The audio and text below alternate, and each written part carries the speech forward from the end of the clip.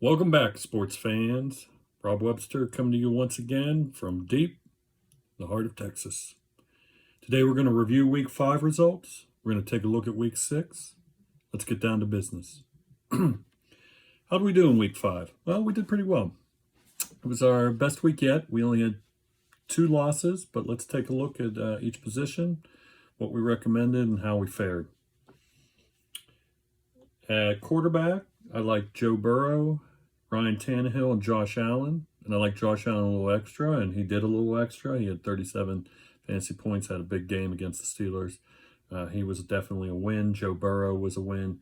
Ryan Tannehill was a push. Didn't do well, but didn't do bad. So definitely a push. Running back, I liked Nick Chubb, did really well. Dalvin Cook did really well. Aaron Jones, just a push there. He didn't do terrible, but he didn't do well. So we're going to give ourselves a push there. Wide receiver, like Devontae Adams and Mike Evans and CeeDee Lamb. Devontae Adams, Mike Evans both did very well. We're going to give ourselves wins there. CeeDee Lamb did okay. Didn't do terrible. We're going to give ourselves a push there. Tight end, Kyle Pitts was injured, so we'll give ourselves a push there. Dallas Goedert had a good game for the Eagles against the Cardinals.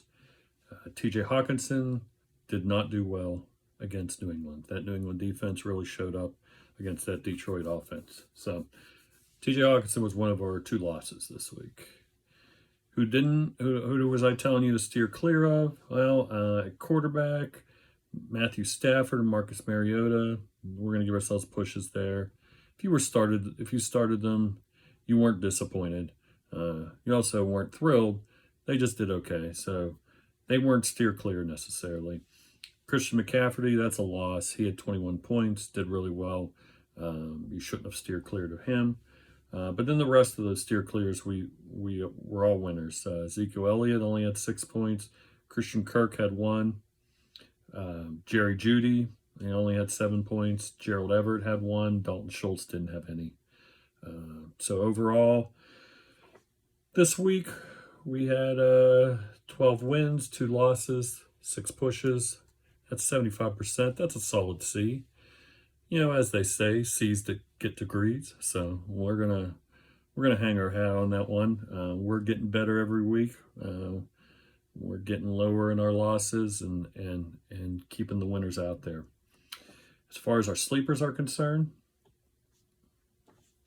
once again, I had 2 good ones, 2 not so good ones. You see, once again, you could look at my sleepers. Say this guy's going to get 2 of them. So quarterback, I like Teddy Bridgewater. He got knocked out first series of the game, so he was definitely no. Khalil Herbert didn't see any action. Devin Singletary came back healthy. Didn't seem hampered by that ankle at all. So those were both no's. Gabe Davis had a huge day for Buffalo against the Steelers, so he was a yes. And Hunter Henry had a good day against the Lions for New England. So once again, 2 yeses, 2 no's. That's week 5. But once again, let's stop living in the past. Let's look ahead to week 6.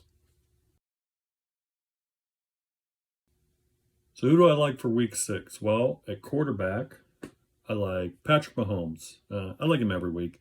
He should always be in your lineup. I think this week he's going to have a particularly good week, though. He's been kind of gearing up. That Buffalo defense is hurting in their secondary. You know, they gave up, while they dominated that game against Pittsburgh, they still gave up 300 yards to a rookie quarterback. He was able to find people open. Patrick Mahomes will do much more damage than Kenny Pickett could. He's a much more seasoned quarterback. So I see Patrick Mahomes ready for that game. You know, this game is, anyone who watched that playoff game last year knows what's going to go on in this game. So I see Mahomes doing well this week. I also like Kirk Cousins, Minnesota Vikings against the Miami Dolphins. Dolphins defense has been pretty suspect, especially on the pass this year. That offense isn't going to be moving the ball. They don't have Tua. They don't even have Teddy Bridgewater. They have the 3rd-string quarterback. The defense is going to be gassed. Kirk Cousins will make them pay. Game's not in prime time, so Kirk will do all right. So I like Kirk Cousins this week against the Dolphins. I also like Tom Brady this week. That's right, folks. I'm picking Tom Brady again with the Bucks against the Steelers. He always does well against the Steelers. The team never fools him. Even when he loses, he still throws for 300, 400. That one game that he lost, threw for 500 yards against the Steelers. So I just see a lot of passing in that game from Tom Brady. He'll pick apart that Steeler defense, which is kind of reeling right now. They're not going to get pressure on him. They just have been absent in the pressure department. So Tom Brady this week against the Steelers. Who do I like at running back? Well, first I like Breece Hall, New York Jets against the Green Bay Packers. The reason I like him is because Green Bay's pass defense is so good. So I see them trying to get a steady game plan of running the ball with Breece Hall. He's looked really good. He looked really good last week. He had some huge runs. That's the only way they're going to be able to effectively move the ball against that Green Bay defense. So I see Breece Hall having a decent day this week. I also like Ramondre Stevenson for the New England Patriots against Cleveland Browns. You know, that Cleveland Brown defense is pretty solid. They have a good pass rush. They got Clowney. They got Garrett. But they've been a little suspect against the run this year. Their pass defense has been really good, but the run defense has just not been as good. Damian Harris is going to be out for New England, so you're going to see Ramondre get most, if not, a lion's share, definitely a lion's share of the carries. He's a good bruising back, does a lot when he gets the ball. So if he's going to be the feature back, finally New England has a feature back. It seems like every year they're just always by committee, but they got one steady guy. They're feeding the ball, and Ramondre's it. I think he's going to do real well this week. I also like Saquon Barkley for the New York Giants against the Baltimore Ravens this week. I don't know if he'll necessarily run the ball a lot, but he'll be involved in their game plan, throwing him the ball. Saquon's very talented. He's starting to get into his groove, coming back from injury. So I see Saquon being heavily involved in their game plan against the Ravens. The Ravens defense has, with all that talent on that defense, they really miss Wink Martindale because they just haven't been able to stop anybody, giving up a lot of yards. And I see it continuing this week with Saquon Barkley. This week I also like Courtland Sutton for the Denver Broncos against the LA Chargers. At some point during this season, Russell Wilson's going to return to being Russell Wilson and not what he is right now, which I don't know what's going on there. But at some point, I mean, we're going to see it. But even without that, he's been finding Courtland Sutton a lot. Courtland gets most of the targets. That Charger secondary has been suspect at best against the pass. So I see Russell Wilson finding him a lot. Some big plays, maybe a touchdown, but Courtland Sutton will have a good week against the Chargers. At wide receiver, I also like Justin Jefferson with the Minnesota Vikings against the Miami Dolphins this week. I like Justin Jefferson every week. He should always be in your lineup, but this week I think he's going to get a little extra, kind of like Josh Allen last week, kind of like Patrick Mahomes this week. These are guys that should always be in your lineup. But if you're in a DFS league or you're in a league where you put new starters in every week and you're looking who the top guys are going to be, I like Justin Jefferson a little extra this week. I think he'll have a big day against Miami. That Miami pass defense doesn't seem to want to stop anybody. So I had Kirk Cousins as a and quarterback. I like Justin Jefferson just as much in wide receiver because most of Kirk's yardage is going to go to Justin Jefferson. So he'll have a big day against Miami. Also like Deebo Samuel against the Atlanta Falcons for the San Francisco 49ers. They're just going to work him into the game plan as they do every week a lot. Uh, Atlanta's defense has been okay, but they're going to find ways to get Deebo the ball, whether it be run, whether it be pass. So you're going to see Deebo get a lot of touches, a lot of targets, get some yardage, maybe even a score. Who do I like at tight end? Well, if you watch this program every week, you'll know that it's nobody other than Mark Andrews and Travis Kelce. But we got to pick some guys besides those two. So my first tight end I like this week is Zach Ertz. He's playing against Seattle, Arizona, Seattle. That's going to be a high-scoring game. You're going to see a lot of passing. They're going to have to keep up with Geno Smith. Those are words I never thought I'd utter, but here I am. So you're going to see Seattle pass for a lot. You're going to have to see Arizona keep up with that. How are they going to do that? Kyler Murray's going to find Zach Ertz. You can tell he's getting more and more comfortable throwing it to Zach. Zach's a very talented tight end. Catches everything that's thrown his way. So I just think you're going to see a lot of targets, a lot of catches for Zach Ertz this week. Another tight end I like this week. This is a tough one for me. Dawson Knox. That Buffalo Kansas City game. Hopefully it lives up to the hype. It's going to see a lot of passing yards. You're just going to see them passing the ball a lot. Josh Allen's going to be moving that ball around. He's going to find Dawson Knox. Dawson Knox has not had a good year by any definition of what a good year is. So hopefully he kind of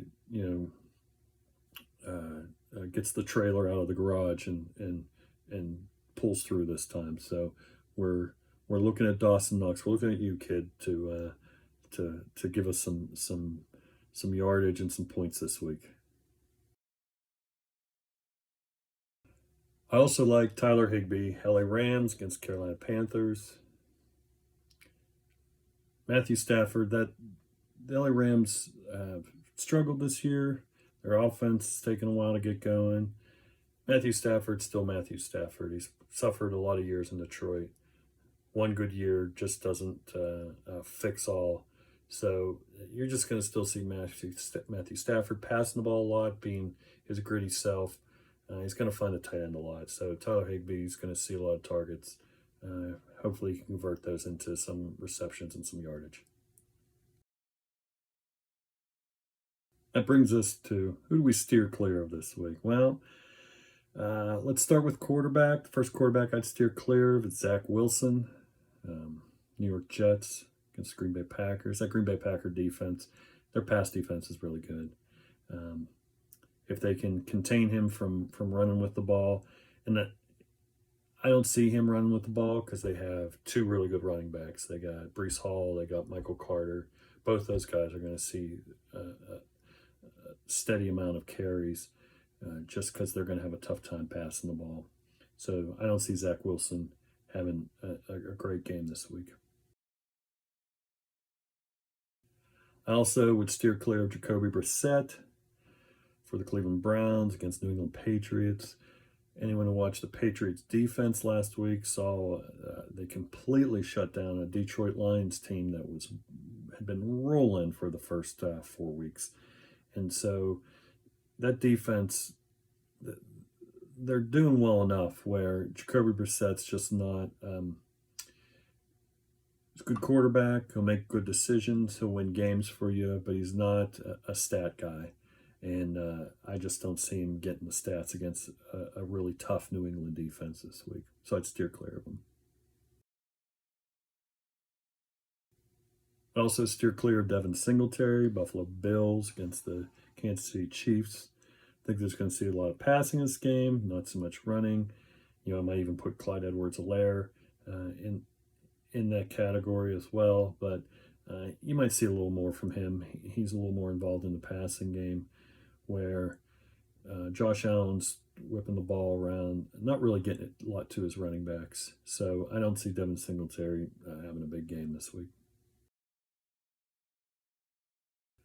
Najee Harris, Pittsburgh Steelers against Tampa Bay Buccaneers.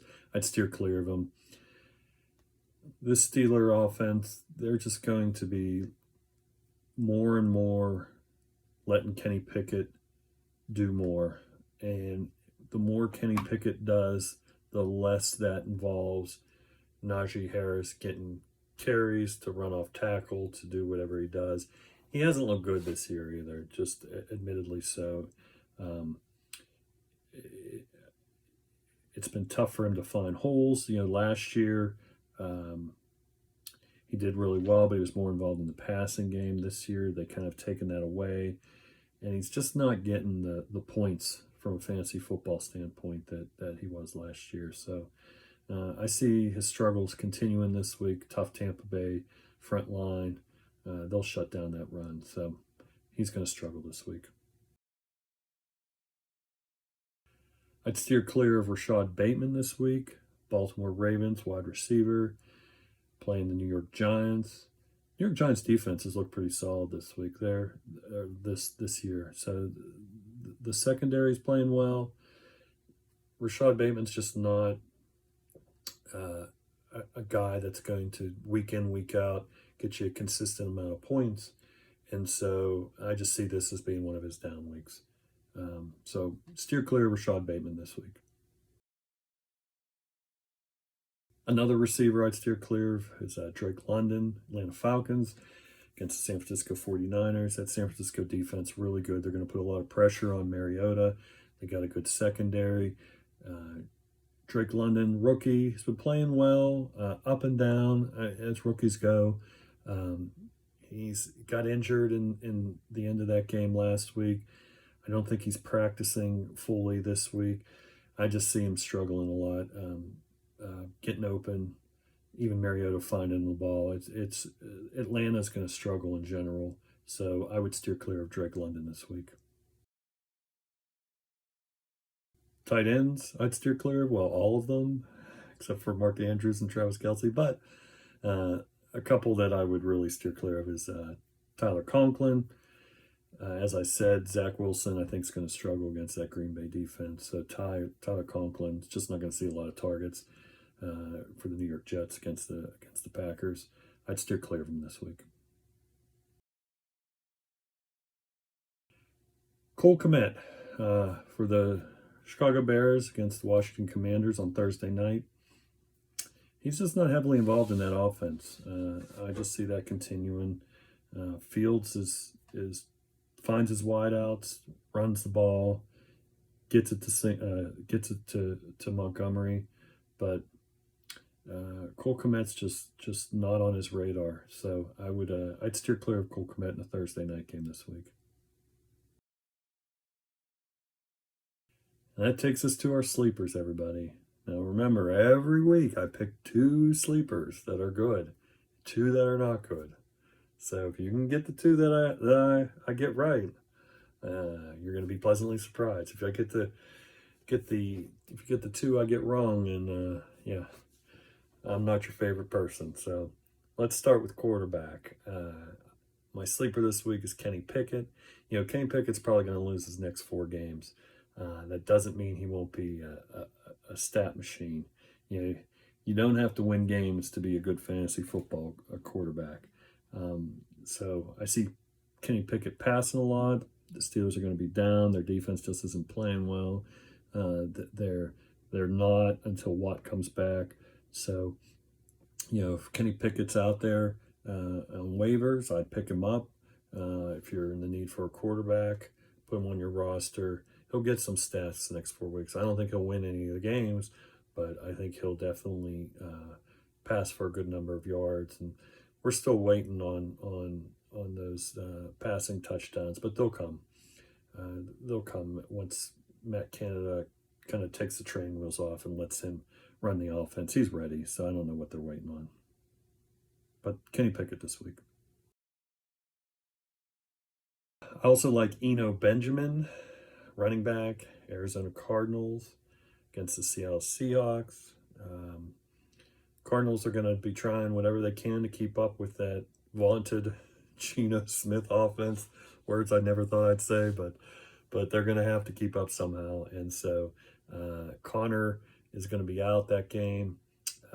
Eno Benjamin came in last week, looked good. Looks like he really has some speed and some pop, sees the holes nice. So I'd get him out there if you need a sleeper, if you need a flyer at running back. He's going to be a good one this week. I also like Devontae Smith, Philadelphia Eagles, against the Dallas Cowboys as a sleeper. You know, pass rush is going to be heavy. That's what that's the way the Dallas defense works. They're not going to have time to get these deep routes that A.J. Brown runs. They're going to run these short routes. That means Dallas Goedert. That means Devontae Smith. They're going to see a lot of short routes. So if you are in a PPR, Devontae Smith is going to get, I think he'll get 8 to 10 receptions. I don't know if he'll get more than 60, 80 yards. It's hard to say, but they're going to see that pass rush come in heavy, and they're going to throw a lot of short passes. They're not going to have time to get A.J. Brown the ball downfield. They're going to be looking for Goedert and Devontae Smith. So Devontae Smith, good sleeper this week. And finally, my sleeper at tight end is going to be Noah Fant, Seattle Seahawks. Once again, that Seattle offense against the Arizona Cardinals. Like I said, Geno Smith's just whipping the ball around. He's racking up the points. He's looking good. So I see him continuing that this week. I think that Arizona-Seattle game is going to be a bit of a track meet. So you're going to see a few players in that game with some stats. And hopefully Noah Fant will be one of them. And that, my friends, is week 6 in a nutshell. So those of you that are watching, I appreciate you watching. If you have any comments, questions, concerns, leave them in the comments. I will respond.